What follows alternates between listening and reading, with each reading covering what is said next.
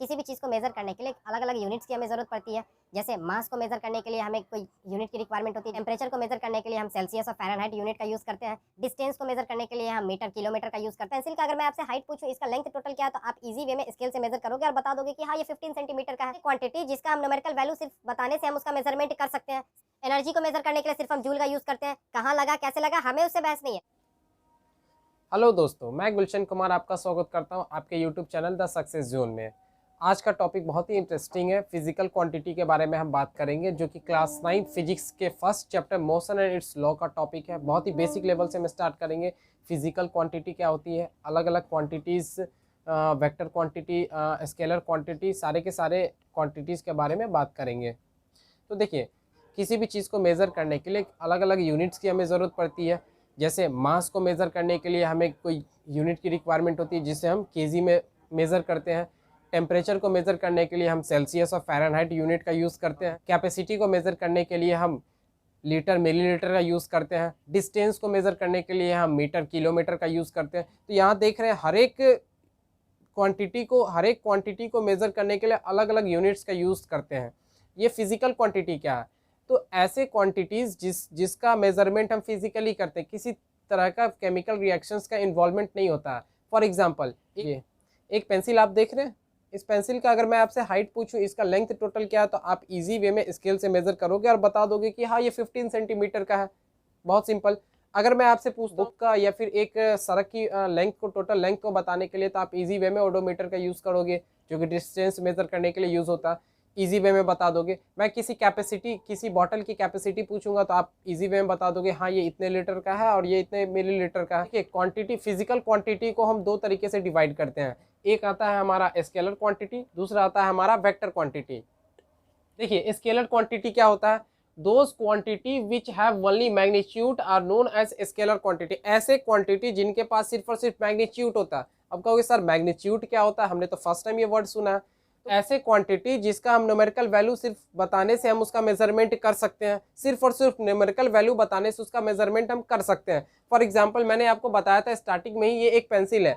मैं आपसे अगर इसका मेजरमेंट पूछूं कितना इसका लेंथ है, तो आप क्या करोगे? स्केल से इजी वे में इसको मेजर कर लोगे। मेजर करने के बाद आपने ये ऑब्जर्व किया कि ये 15 सेंटीमीटर का है।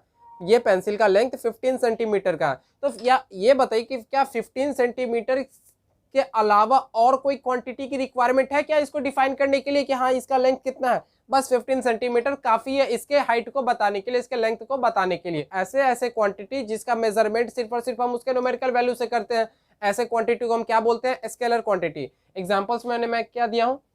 Distance, energy, power. डिस्टेंसेस को मेजर करने के लिए हम सिर्फ और सिर्फ मीटर या किलोमीटर, उसके यूनिट का यूज करते हैं। एनर्जी को मेजर करने के लिए सिर्फ हम जूल का यूज करते हैं। कहाँ लगा, कैसे लगा, हमें उससे बहस नहीं है। हमें सिर्फ और सिर्फ एनर्जी बताने कि कितने जूल में हमने एनर्जी को रिलीज किया, कितने जूल का एनर्जी इसमें लगा। किसी तरह के कोई डायरेक्शंस की रिक्वायरमेंट नहीं है, सिर्फ और सिर्फ इसके न्यूमेरिकल वैल्यू की रिक्वायरमेंट है। फिजिकल क्वांटिटी मतलब क्या? किसी भी चीज का मेजरमेंट बिना मैग्नीट्यूड के मेजरमेंट पॉसिबल ही नहीं है। तो ऐसे क्वांटिटी जिनके पास मैग्नीट्यूड नहीं होगा, मैग्नीट्यूड के साथ साथ डायरेक्शंस की भी रिक्वायरमेंट कंप्लीट हो। ऐसे क्वांटिटी जिसके पास मैग्नीट्यूड हो एज वेल एज डायरेक्शंस हो, मतलब बिना डायरेक्शन के वो क्वांटिटी डिफाइंड ही ना हो पाए। ऐसे क्वांटिटी जिनके पास मैग्नीट्यूड के साथ साथ डायरेक्शंस भी हो, बिना डायरेक्शंस के वो डिफाइंड ना हो पाए, ऐसे क्वांटिटी को हम क्या कहते हैं? Vector quantity. बाय डिफिनेशन हम क्या कहेंगे? Those quantities which have magnitude as well as directions are called और are known as vector quantity। Examples की बात करते हो तो एग्जाम्पल्स क्या क्या हो जाएंगे? Displacement, force, velocity, momentum, etc। अब कहिएगा सर, डिस्प्लेसमेंट एग्जाम्पल तो बता रहे हैं बट एग्जाम्पल बाउंस कर रहा है, नहीं समझ में आ रहा। देखिए, डिस्प्लेसमेंट क्या होता है? इन सारे क्वांटिटी में आपको मेनली टू क्वांटिटीज को इस पूरे चैप्टर में पढ़ना है मोस्टली। डिस्टेंस, डिस्प्लेसमेंट, वेलोसिटी और यहां पे एक हो जाएगा आपका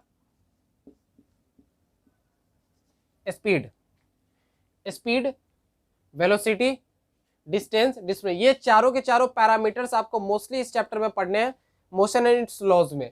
सारे के चारों टॉपिक के बारे में, चारों के चारों पॉइंट्स के बारे में मैं डिस्कस करने वाला हूं आगे, क्या क्या किस तरीके से वेरी करता है।